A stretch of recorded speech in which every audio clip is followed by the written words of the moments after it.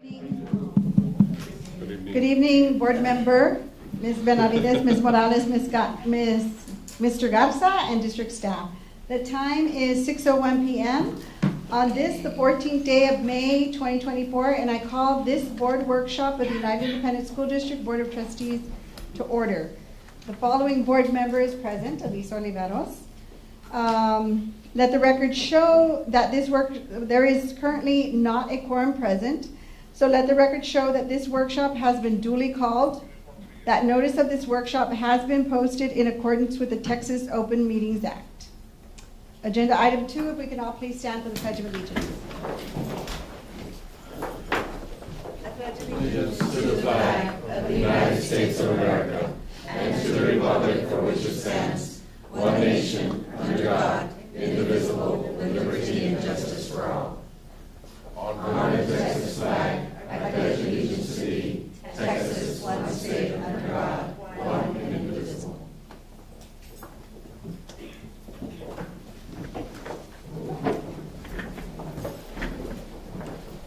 My chair is tall. I have to be careful not to slide on. Okay. Agenda item 3, public comment. Do we have any? No. Nobody. Okay. Agenda item 4, informational items. 4A, budget 2024-2025. Ms. Laida Benavides. Thank you, Ms. Oliveros. Just a real quick budget presentation, or actually just an update. And just being that your fellow board members are not present, we probably would repeat this information in June because we do plan on having more workshops on the budget. So just to remind everybody, we do have to prepare a budget by August 20th. We have to adopt our budget by August 31st, and we need to adopt a budget for the general operating, debt service, food service, and we need to adopt a tax rate. And then here's our calendar. This was a calendar presented to the board in December. You'll see checked off is things that we've already taken care of, which is our enrollment projections, boundary changes, staffing meetings, and budget trainings. And we did receive our values from the Webb County Appraisal District. And at this time, our campuses and our departments are working on their budgets, and they're due to the finance area on May 30th. And then this summer, we plan to have some budget workshops and some meetings. July 25th, we get our certified tax roll. August 11th, we hope to publish our notice of public meeting, the 10-day rule before the August 21st meeting, which will hold a public hearing, adopt the budget, and possible tax rate adoption. And then the budget would be in effect on September 1st. Everything starts off with our student counts. Our projected enrollment for next year is a very conservative 41,237, which is only about 40 kids. I can't do math in my head right now. The peak enrollment for this past year, we were at 41,193. So we're hovering around that number. And then just to let the board know and the audience is because we're going into a new student software system, we really had a strong push to register our students into our system so that we could just roll them over into the new system. And so as of May 8th, we're proud to say that about 99.6% of our kids have already registered for school next year. So they are coming. Yay! Yay! It's the largest that we've registered at this point in time. Yeah. Congratulations. Yes. No, everybody did a really good job. And so part of the whole getting ready for next year, we know we're going to open Ramirez Middle School and the new Clark Elementary.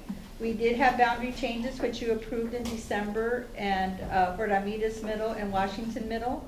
Staff has been named for the middle school already. The boundary change approved for the land cleanup for Bonnie, Freedom, and Zaccarini was done April 17th. And this didn't have an effect on any students. Nobody lives in that area right now. So those are a couple of things we did to prepare for next year. Our staffing meetings that we held with campus principals, so based on enrollment, we actually are decreasing classroom teachers by 10, but we are adding 13 special ed teachers, a combination of resource and unit teachers, and the teacher aides that go along with the special ed staff. For the administration for Ramirez Middle, we did add a principal, assistant principal, counselor, librarian, nurse, academic coordinator. At Salinas, because of its growth, we added an AP there and a counselor. At Alexander High School and STEP, we are proposing to add a counselor. Alexander hit a certain amount to warrant a counselor. Really, in the plus and minuses I do of all have the a staff? question. Yes, yes, sir. Regarding the counselor at Alexander, that was for the early college, am I correct, or is it for the general population? It's kind of a combination of just the general population. Right now, they're only in their second year of early college, so there's 200 kids that are being taken care of by the general population counselors. And then we did speak with Ms. Lessa and said, you know what, when they hit the 300, which is the junior year, then that's when they'll have their next counselor, pretty much. Is that the same as in any early Yes, college? yes. So none of them have a counselor for, yes. specifically for the early college? LBJ does. LBJ has, and so does United South. Why? Their early colleges have been longer in Longer. existence, So not Alexander or? and not United High School, yeah. Both of those schools have all 4 years of early college students. Yes. These two other high schools are still. Trying to get there. You know how we just started? Yeah, so I Yes. guess the answer is not yet, Not right? yet. Not yet. Yes, Yeah. yes. We actually added 31 clerical and auxiliary staff for Ramirez Middle. It takes a lot to run a middle school. But in all the campuses, we actually netted a minus 46 clerical and auxiliary staff. And probably the big change there was we removed some vacancies that just have not been filled in the custodian end. And you'll see later on the plans that we want to do with that area. So And that's then, all through attrition. yes, ma'am. yes, Yeah, nobody's they're- been there, yeah. These are just slots. Yeah, they're just taking them out of the budget. In for us. regards, Go ahead. Yes. no, I'm sorry to interrupt you. In regards to the classroom teachers, I understand that's district-wide. That is district-wide, And yes. does it specifically have a larger number, let's say in United or Alexander or? No, not really. LBJ. What we do is the elementary's at 22-1. We go in staffing at 22-1. Middle school's probably 25-1, and high school's 25-1. And it's formulas that drive the number of teachers that are needed for the different courses. Any in the high school level? Off the top of my head, I can come back on another Okay. workshop and share that specific data with y'all, like how many high school, how many middle school, and so on. But Okay. really, the big change has been in that special ed area where units have had to be formed and special ed resource. That's what we're hearing from CNI, that's what they need. And just to be clear, no, these are slots that are reduced, so there's no individual that's Oh, yeah, impacted. ever. If there's a reduction at the high school or any level, we end up placing them at another location that grew, right? So it's an offset. Yeah, that was a comment that I got from United High School, that some teachers were a little upset because they were being moved to another campus. Right. That's But that part of, happened. that's But- part of, yes. yeah, Right, that's just the the way process. the demographics work, you know. Right. The conversation The I numbers had work. was, you know, fingers pointing at the board, and I said, you know, how can you blame us for demographics? I mean, that's just where the numbers fall. We're not at fault for that. That's correct. And Yeah. it happens every year. This is not unique. It's over my 27 years, we've always moved teachers every year. I think some other concern was similar to what Soliver is telling us. It was some administration telling us, I'm getting my staff removed. And so what am I gonna do with the kids? You know, what am I gonna do to have effective teaching when they're taking teachers away? So at the end of the day, we use staffing ratios, right? So the reality is in some locations, they may have been this year because the numbers didn't come in. Like there are some campuses that were minus 70 students from their projected enrollment. So in all reality, they probably had very comfortable classrooms, Okay. you know? All right. So we adjusted based on that information. And again, nobody is being let go. We just reallocate them to the locations that are It's needed. just sometimes we hear differently. Yes, sir. Oh, We- yeah. We hear it differently, and just wanna be sure. Yes, sir. Yes, and trust I'm that, happy for the that we answer. also Yes, sir. look at information, we'll look at, you know, if something looks strange, we'll run our data to see class sizes. Oh, how big are your math classes, how big are your science classes? We'll get all that data and we'll study it. And rest assured, we actually meet with every campus, right? All the elementaries and middle schools and give them the opportunity to give us feedback, like what's going on, what happened, what are the circumstances, and we take that into consideration. Good, because this person that I had the conversation with at United High School was saying that it was because of the redistricting, the boundary, the moving of boundaries, that has nothing to do with it. This is just where where the numbers are. Where the If the numbers aren't there for your school, then they're not there, they're gonna be moved. So I'm glad that you were able to meet with staff to clarify that. And then on the non-campus end, we actually right now are holding about 40 vacant positions in different departments. You read throughout the state of Texas how school districts are holding or cutting back on staff, but right now these are truly just vacant positions. It's not like we're even saying, okay, we gotta move people out. So, you know, we are discussing if we could, how long we can hold on these positions, and, you know, it'll be a conversation we'll have with you all. So, now the high vacancy positions, you already know on bus drivers, we do have quite a bit of vacancies, and then custodians as well, and then special ed teacher aides. We just have a lot of vacancies. And so there's been proposals discussed to increase the pay to attract applicants for these particular positions. Either by reducing the vacant positions that we haven't even been able to fill at this point, and redirect funds to increase pay for teacher aides. That's gonna be our proposal to y'all later on this summer. What is the ratio for special teacher aides, The way I've seen it is like if they have a special ed resource teacher, they'll give her an aide or give him an aide, you know. Special units are probably So more it could like be 2 to 1-to-1. 1. Yeah. Usually 1-to-1, the Yes. units, as Ms. Benavides is mentioning, they need more staff to support the instruction, and so it usually is 2-to-1 in those cases.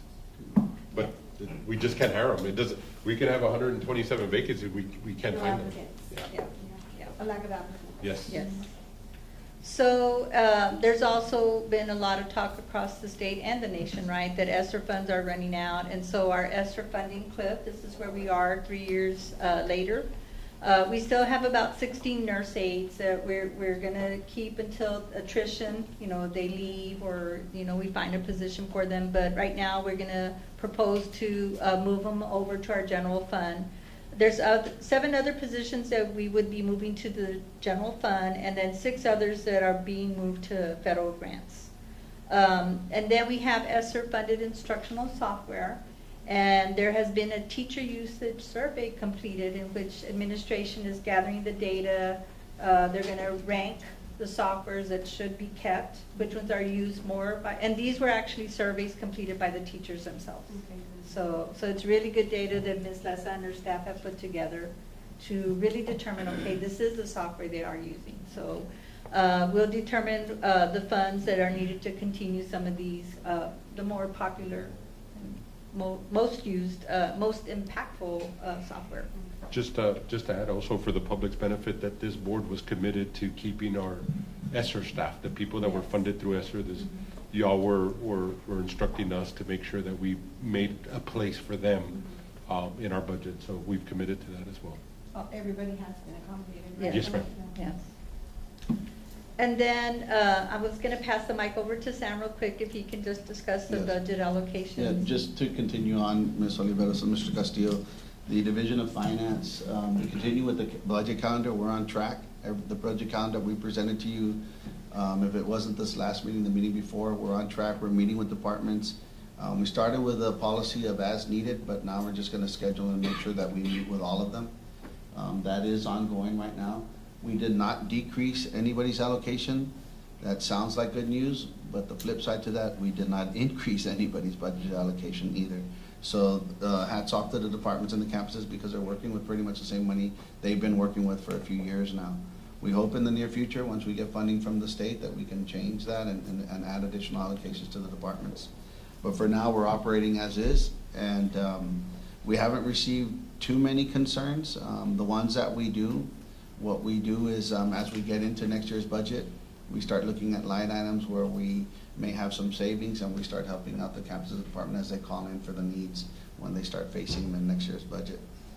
But moving on, we do look at other revenue sources. Dr. Landick will present to you some of the grants that we're looking at and working on right now. A couple of them were with buses, and other ones with mental health. That helps supplement the general fund funds. And then we look at TEA and what's coming down the line. We know for sure that they increased what we call the guaranteed yield. This year it's at $126 per weighted average attendance. It's going to be $129. So that's going to increase some funding, not anything material, but it's a positive note that we're moving in the right direction to try to increase revenue. In April, we met with the Webb County Appraisal District and we received our preliminary property values. We were there at the meeting together. As you saw, it was disheartening to hear that mineral values were gonna drop by 20 to 25%. However, with the increase in all the other values, we're seeing a net increase of about 1.5% in property value, so there's an additional revenue source. As you all know, the Fed funds the federal government has kept the Fed fund rates constant or stable, a little over 5%. That's a plus for us. We have a pretty large, significant portfolio that we use for investment purposes, and we're going to start maximizing the interest income that we can have. It's actually a budget amendment that we're going to bring later on during this meeting to recognize additional revenue.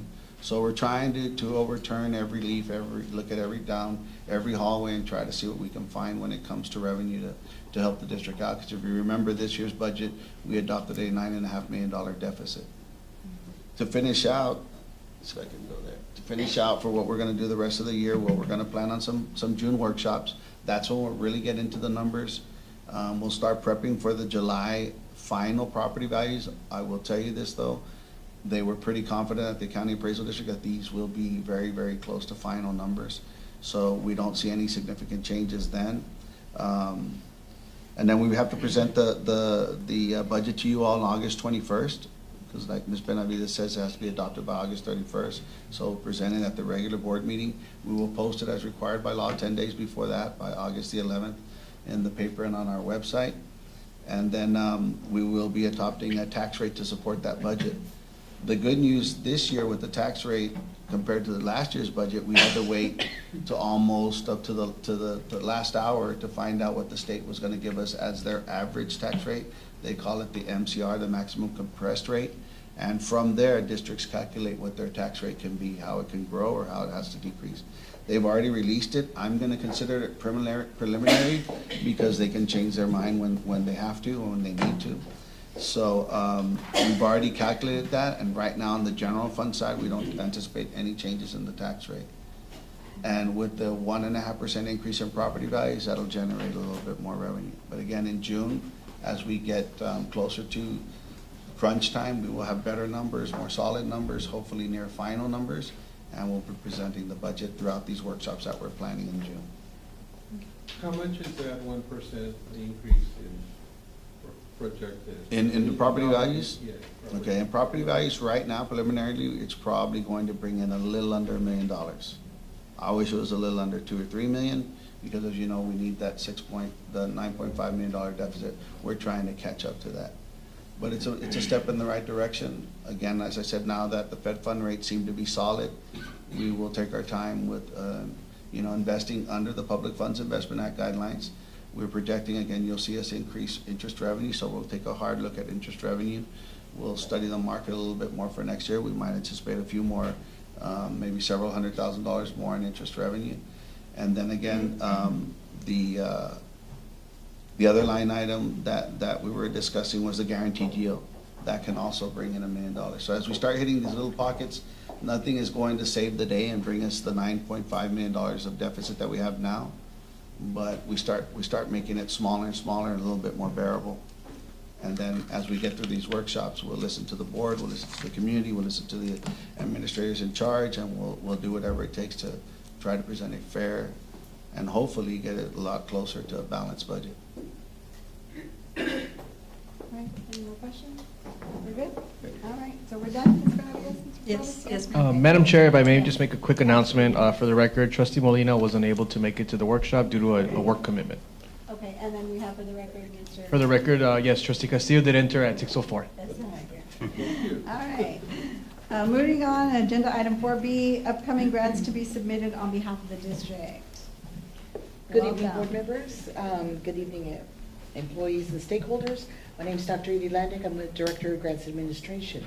This evening, I'd like to share with you that we are working currently towards submission of the 2024-2025 SAFE Grant Cycle 2 from TEA. That's the Safety and Facilities Enhancement. That's for $1.6 million. We're working on that with the Safety Department and Facilities and, of course, Finance and Instruction as well. We're also working on a federal school-based mental health services grant, and we're working on an additional submission for the Texas Clean School Bus Grant from TCEQ, and we're going to be looking at another 25 school buses under that, and that's for partial funding. Any questions? Are these refundings, or these are new grants, new applications for new funding opportunities? These are new fundings. This Clean School Bus one was previously submitted an application under the maximum amount of school buses we could request at the time. The state did not have enough applicants, so now they've opened it up that instead of being limited to 5 buses per district, there's an unlimited number of buses that we can request. And we would love to replace our entire fleet, but unfortunately, it's only partial funding. So they're giving us, it's looking like about 54% of the cost of a bus. So that means we have to fund 46% of the cost of a bus. And in this very tight time, as much as we would love to replace everything, we have to consider the needs of the entire district. So our leadership guides us on what we write for and what we go after. Any questions? What is the term of clean school bus? Why is that used? Texas Clean School Bus. That's how the TCEQ decided to name it, because it is a program where we take a bus which is currently diesel fueled. It is older than, at the moment, 2005, and so it's more pollutable. It spits out more pollutants, and in order to get a new bus, we have to take an older polluting bus off the road. And It's to control the emissions that are being released. Obviously, an older bus I will just release didn't more. understand the A term. newer Clean bus school bus. will burn cleaner. I think It's our just new trying buses to are do. clean, right? Yes, Oh, sir. yeah, no, I think it's. All our buses are clean to clean become more energy. efficient. I think the energy is not clean, so Yeah, they want clean energy. yeah. And it's- That's what That I'm makes getting it at. Right. You got it. I think they You missed got the it. opportunity for a really interesting acronym there. But the idea is by Yeah, it getting was. I agree. ever cleaner emissions, ever cleaner fuel burning buses on the road, we're able to keep the health of the students and our employees and our stakeholders and our communities in a higher state. Yeah, I was also, when he asked the question, I said, oh, it's an acronym, that's what it is, but it's not. Missed opportunity is correct. What about the illicit recently of those organizations wanted us to do more electronic or electric buses? Right. Did you find out anything on that, or where is that? There is some funding coming out for some heavy-duty electric vehicles and school buses. The problem is that there's a limitation on the range, and like we see with many electric vehicles, they're fantastic, but I have a personal viewpoint I'm not going to share in the interest of time. The batteries for those buses create more pollution than anything we could run with an internal combustion engine. That's my opinion. The biggest obstacle on electric buses is the infrastructure Exactly. to set up. The electrical need to be able to recharge them is great, and so the infrastructure is cost prohibitive at this point, even though they offer some funding, but it's literally like 10% of what the cost is. So it puts us in a bad financial situation there. And then the time constraint as well. It's not as simple as putting, to fill up a school bus, on clean running diesel, or even on propane or on gasoline will take X number of minutes, but to charge a school bus on electricity takes a couple of hours. And that is the times our buses run too much. We don't have that opportunity, but very well expressed by Mr. Garza that, we're not getting, yes, there's funding available. It's the famous thing. There's funding available, not enough, not where we need it. Plus with the limitation in ranges, the moment you run air conditioning or heating in the northern climates, your mileage comes down, you're not able to run it as far as you do. We do have some buses running, on a previous grant, that are running on clean diesel, and they're very good, but in order to fuel those, we have to share facilities, a fuel depot with the city or the county on that one. Probably the And- city. On the city, yeah, and that's a struggle. So we're hoping one day there'll be enough funding available from a proper source where we can get a depot of our own for buses such as that. Yeah, that'd be good. Okay. We're just not there yet, but Yeah. in the future, I think we will be soon. Oh, Soon exactly. enough, soon Thank you. enough. Thank you. Okay. No more questions for me, we're good? No, we're good. Okay, thank you, Dr. Landick. Thank you. Moving on to agenda item 4C, employee volunteer group insurance benefits. Good evening, board members, administrators in charge, members of the audience. I'm Ofelia Dominguez. I'm the director with the Risk Management Department. And at this evening, I will be presenting the following. This is the employee voluntary group insurance benefits. The Risk Management staff, along with review and approval of the Employee Benefits Committee, the EBC, has concluded renewal negotiations for the voluntary district group insurance benefits. These premiums are 100% employee paid. The EBC has selected the following renewals as they provide the best value in terms of coverage, providers, and guarantee rates. The 2024-2025 rates are as follows. For the benefits number 1 through 6, which is the disability, the vision, emergency medical evacuations, the flying home, the prepaid legal services, and the cafeteria plans, all of those benefits have a 0% increase. The only coverage that came back with an increase is the dental, which is provided by Delta Dental Insurance, and it's a 5% increase for a 2-year term. And that, as far as the 5% increase for employee low plan, we're looking at about a 91 cents per month increase. And for the high plan for employees, we're looking at about $1.28 increase per month. Thank you. Thank you. Thank you. Ms. Thank you. Rodriguez. Thank you. Agenda item 4G, district-wide magnet enrollment report for 2024 to 2025. Good evening, Mr. Castillo, Ms. Oliveros, administrators in charge, members of the audience. Mario Rosales, Director of Advanced Academics, giving you an overview of how the magnet enrollment is going for next year. It is fluid, it is dynamic, it changes because the students' minds change. So just to give you an idea. So we, on April 3rd through 5th, we did have students picking magnet programs, and we had this year 745 students who tested. 693 were from within our district, and 52 were from the private entities. So you can see that some of the numbers from last year compared to this year went down, but the number of students who tested from the private entities went up. And that's due to other programs that we're offering in our district. Now, in terms of how many were accepted, we have 453 that were accepted from the 745 that applied. 424 were from our district, 29 were from out of the district. You'll notice that these numbers for Alexander, 146, 152, 155, were originally 150 each, but they have changed because of the fact that some of the students are changing their mind in reference to what programs they want to participate. And this will continue until the first day of school. So overall, these students that are in the magnet program have an 80 average in math, science, language arts, reading, and social studies. We get that average from their 7th grade final report card, and we also get it from the fall term 8th grade report card. So as soon as we determine that they have that average, did I go too far? Yes. We pretty much have them take the COGAT assessment, which is the cognitive abilities test. And out of the 745 that tested, 475 of them, which is 64%, scored above a 50 or better, which is the average on this type of assessment. The highest you can make is a 99. We had about 7 students that got a 99. So this assessment is something that we use for our GT program as well. So most of the students that are taking the assessment are under the impression that it's an achievement test, but it's not. It's a cognitive abilities test. So it involves verbal reasoning, quantitative, mathematical, and nonverbal figural reasoning. Now, all these students earned a favorable composite score that is determined by 2 components. So we look at their overall grade average, we count 60% of that, and then we look at the COGAT grade, and we count it as 40%. So to give you an example, let's pretend John Doe is applying to the magnet program.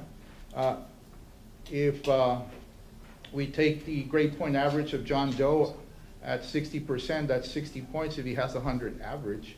And if John Doe got a 99 and we take 40% of that, that's 39.6 points. So if we add the 60 and the 39.6, we get an overall composite score of 99.6. And that's what we use to rank the students from 1 to 745. Now, entrance into any magnet program is highly competitive. There's still students that want to get into the Alexander program, the United program, and the United South program, but as you can see, United South is leading the bunch at 155. So all these candidates exemplify above average academic achievement and above average aptitude.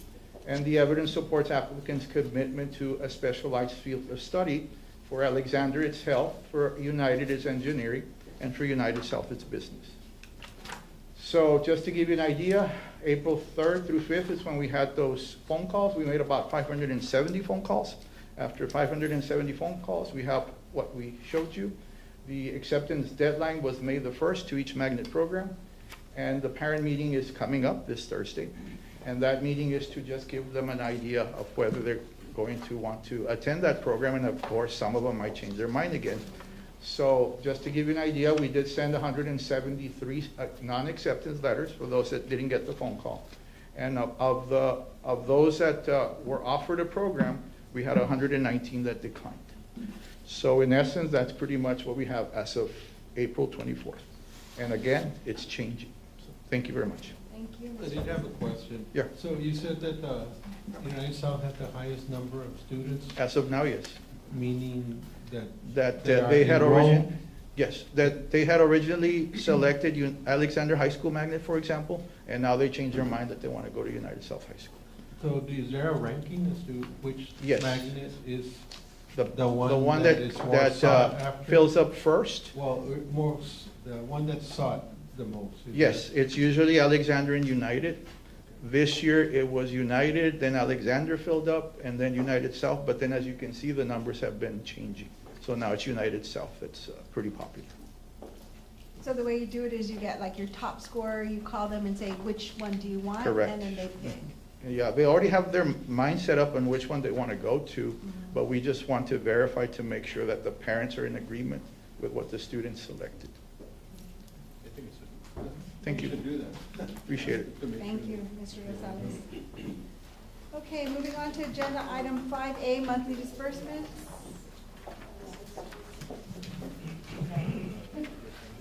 Good evening, Mr. Castillo, Ms. Flores Oliveros, administrators in charge, and members of the audience. My name is Rosa Cabello, Director of Accounting, and tonight we bring you agenda action item, monthly disbursements for the month of April.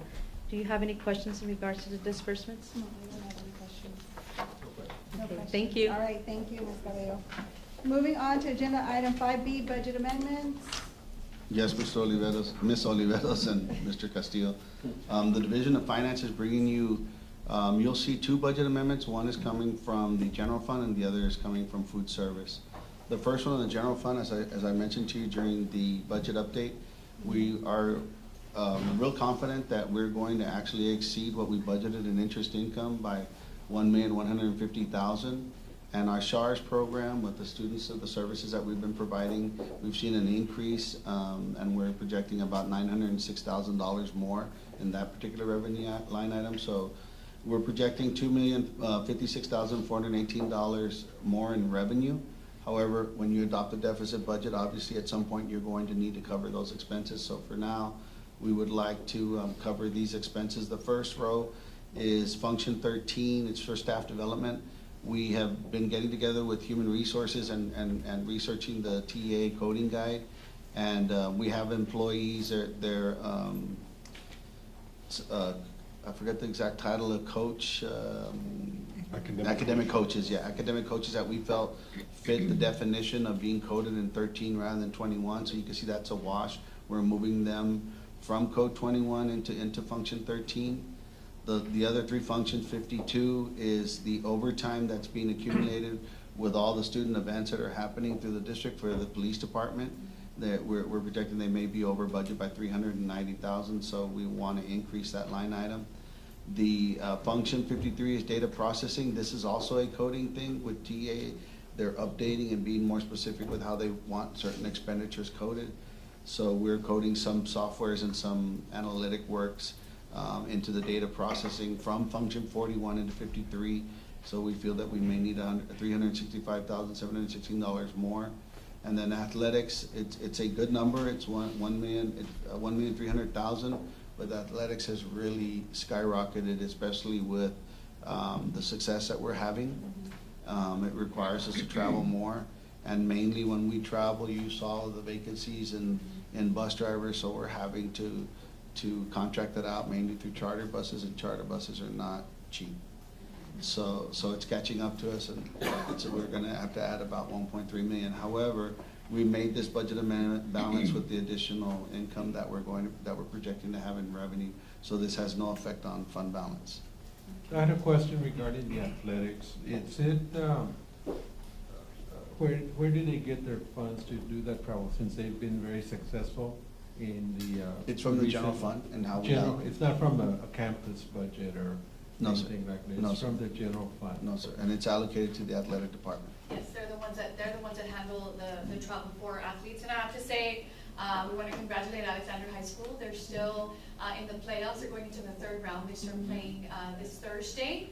And of course, they travel to, they're going to play here first, and then they travel to San Antonio. They're playing O'Connor. So again, with our successful, teams and all the work that our coaches are doing and our students are doing, come a little more Yeah, but expenses. that's why I was asking the question, where does the budget come from? Where does the revenue or the It goes funding to the come? athletics department. Athletics department. Through the general fund. It comes from the general fund. Now, however, these clubs do fundraise for minor expenses on their end, but 99%, 99.5%, I'd say, of the budget comes from the general fund. And just to be clear, the athletics department starts with a particular amount, right? Because of our successes, we increase that as we need to. As we go Yes, sir. along. So is also, like Alexander Band, if they travel with the football team, is That's- that from it's general? athletics and Baseball finance, yes. right now, this is Right. baseball right now, but yes, But when the band, We cover it. Yes. for football, we do cover. Because I remember, travel. it threw me to a comment that a parent made that we didn't cover band expenses. No, we cover do. all the buses and for the cheerleaders when they travel with them as well. So their fundraising is for other stuff, because I know they do a lot of fundraising, but it's If, not if, for if this. there's a concern with a bus, maybe they may fundraise for their own fan bus, because we can't fund a fan Okay, bus. it may We be can that. only fund the teams and that are point. participating in And the event. sometimes they choose to fundraise for charter buses, they don't wanna take they Okay. don't wanna travel with the Yeah, school that makes buses, so sense.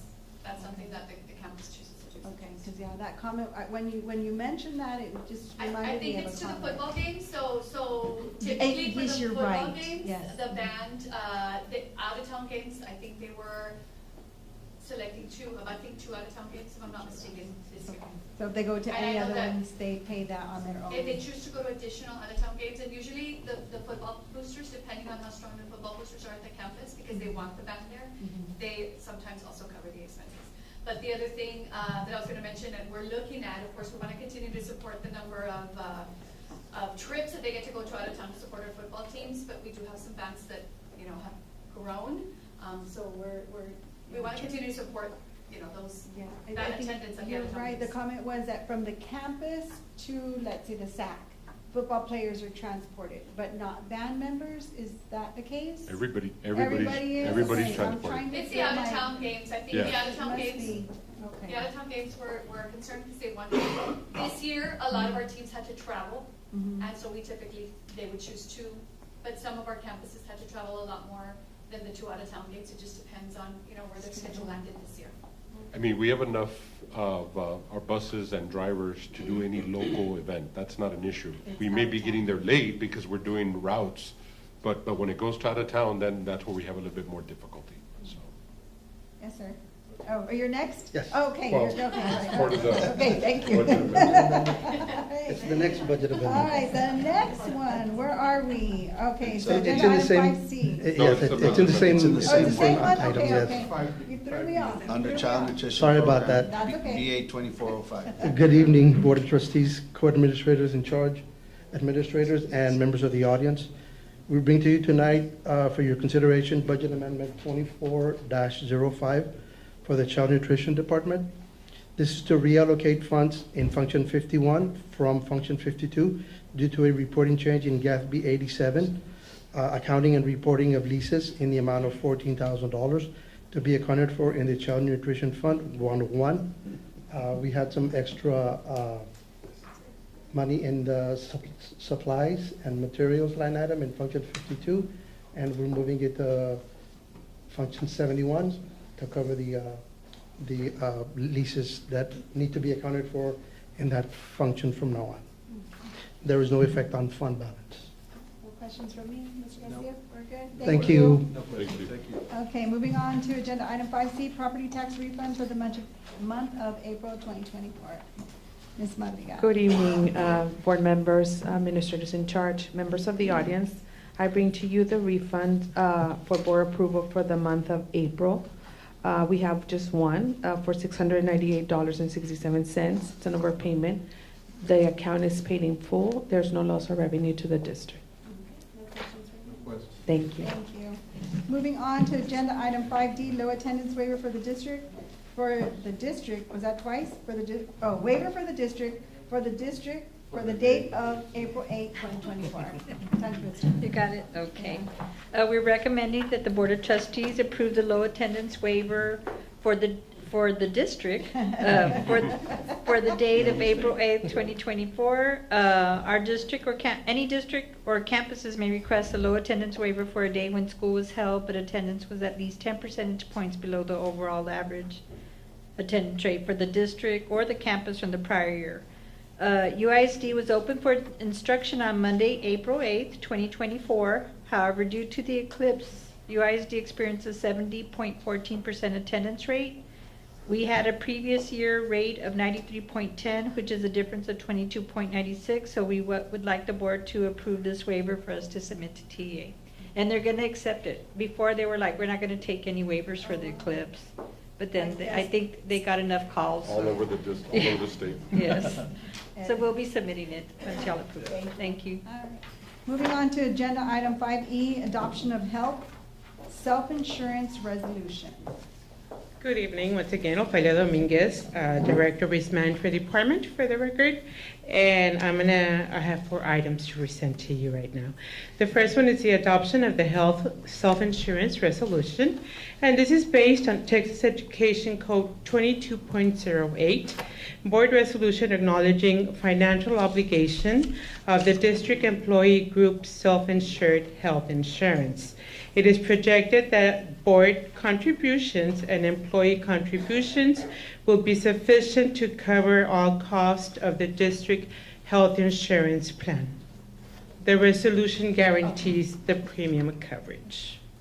All right, no questions from me. Moving on. Mr. Garcia, we good? No question. Okay, moving on to agenda item, can I read them, the 3 in sync? Okay. Yes. Agenda item 5F, G and H. F, reading district group health insurance rates and district contributions.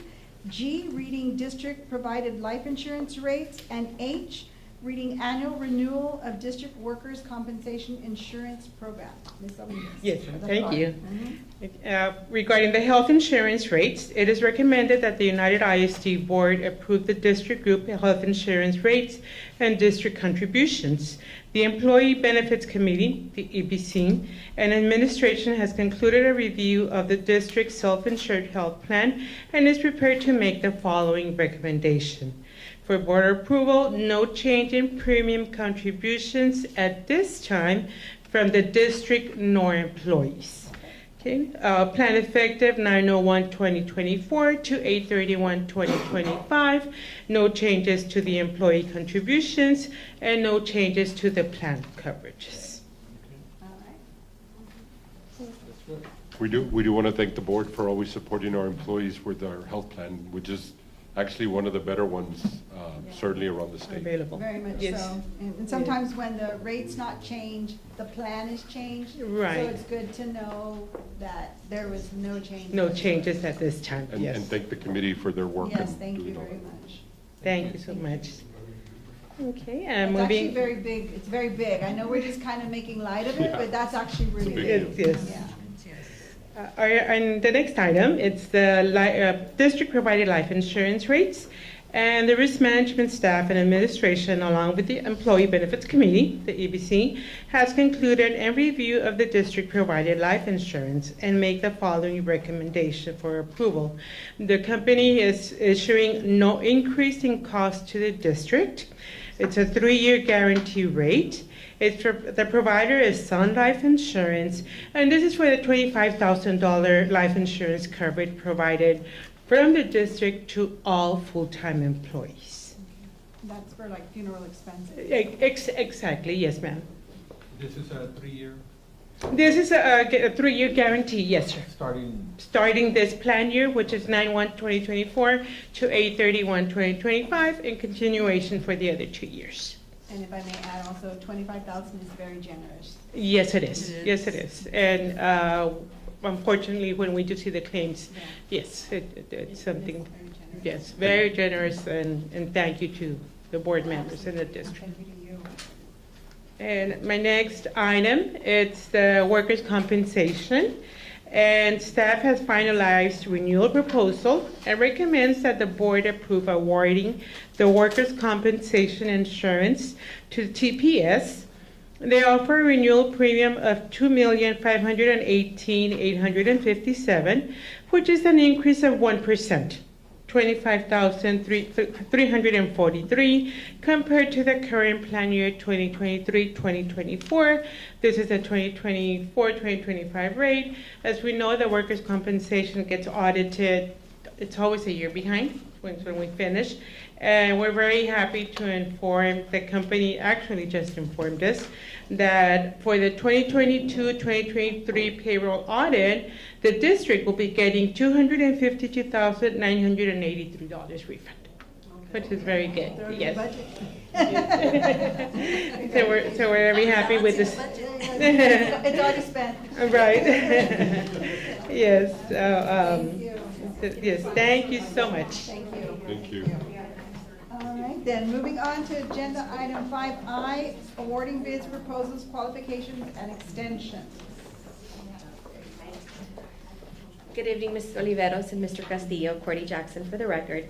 I have before you the following recommendations. RFP 2024-001, Specialized Classroom Management Consultants. The recommended vendor is Father Flanagan's Boys Home, Boys Town. And then we have 11 renewals for your consideration. You Anything, go to the summary. anything exciting? No. All right. That's Thank good. you. Questions for me? Thank All right, you. Thank you, Ms. questions, Jackson.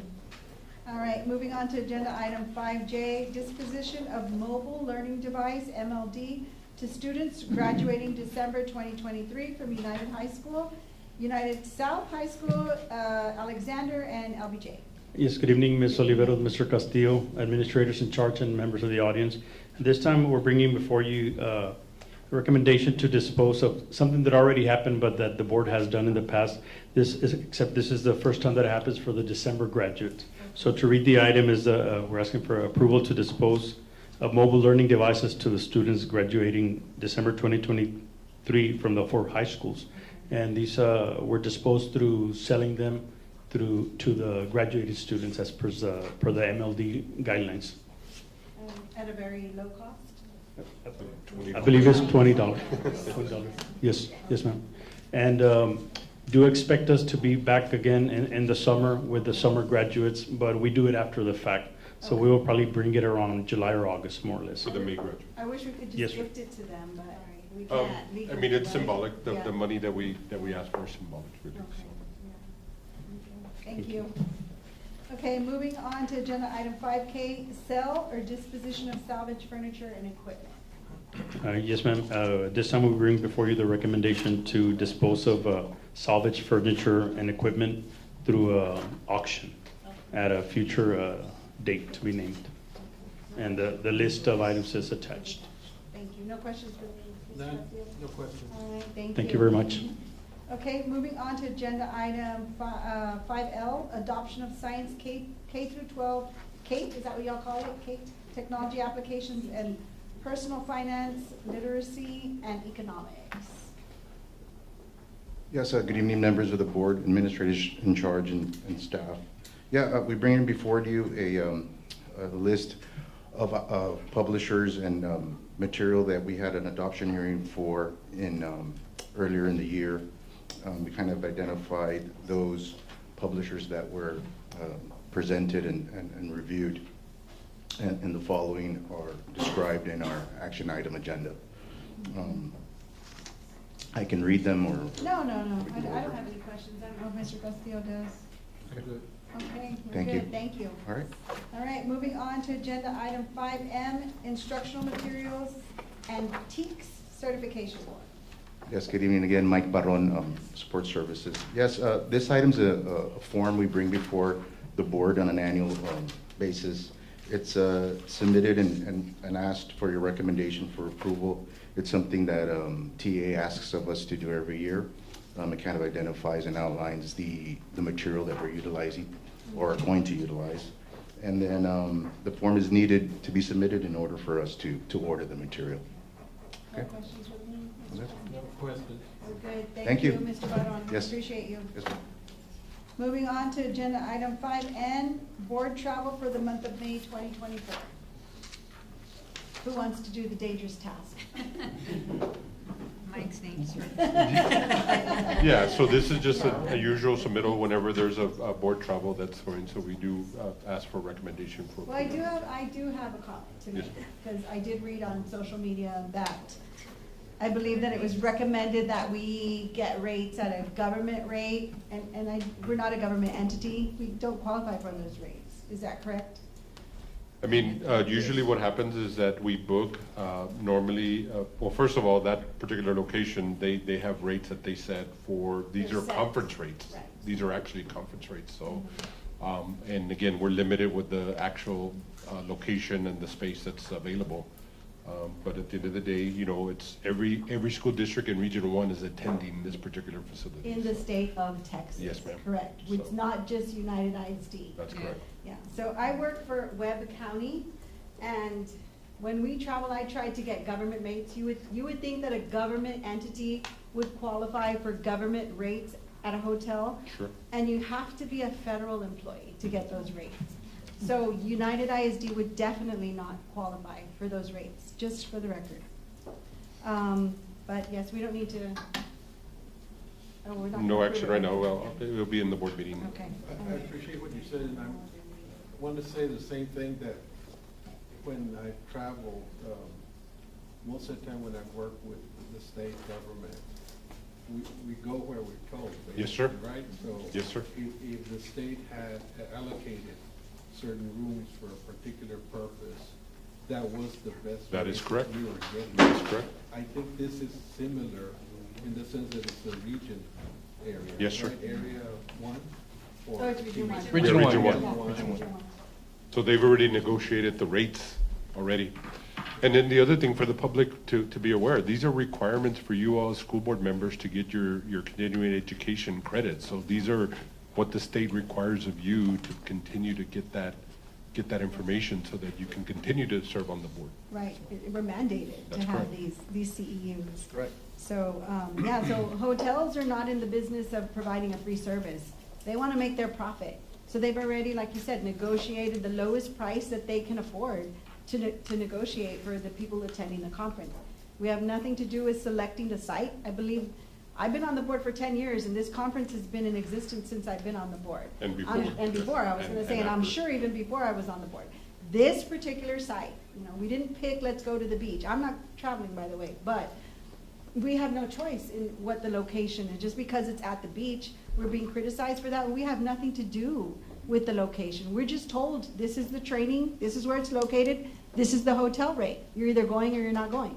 Correct. So, just for the public to be And for the informed. public to be aware, this is the first time I'm gonna attend myself. I've never been to a Region 1 meeting, and I'm looking forward to it because I think we are missing out if we don't attend Yes, on sir. some of the information that other districts might get on the South Texas area. And, you know, I feel like, I think it's well worth it, at least for me to be there. And I will share with you, I mean, in the past, we've actually been recognized in our attendance. I know Mr. Molina, Ricardo Molina, rest in peace, received an award for one of the longest-serving board members in Region 1. So they do recognize our efforts whenever that opportunity happens at these locations. Yeah.